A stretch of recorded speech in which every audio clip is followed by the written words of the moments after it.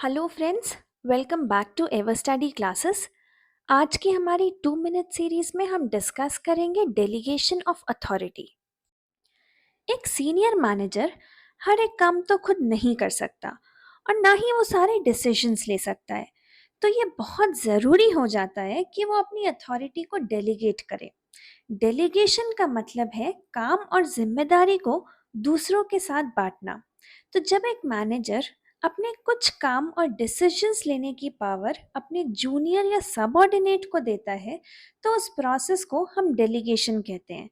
इसका main purpose ये है कि काम एफिशिएंटली पूरा हो जाए, मैनेजर के ऊपर ज़्यादा लोड ना आए और जूनियर को भी कुछ रिस्पॉन्सिबिलिटी दी जाए जिससे उसे कुछ नया सीखने का मौका मिले। डेलीगेशन के 3 मेन एलिमेंट्स होते हैं। सबसे पहला है अथॉरिटी।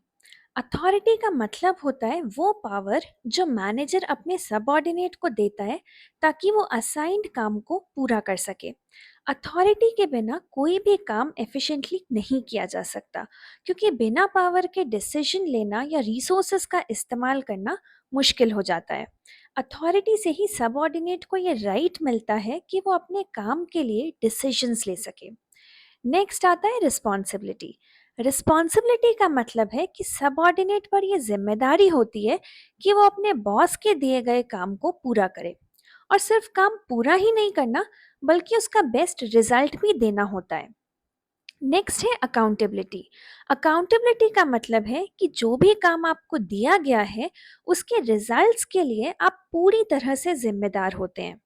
इसका मतलब सिर्फ काम करना नहीं है, बल्कि अपने डिसीजंस, एक्शंस और उनके रिजल्ट्स को अपने बॉस और टीम के सामने आपको एक्सप्लेन भी करना है।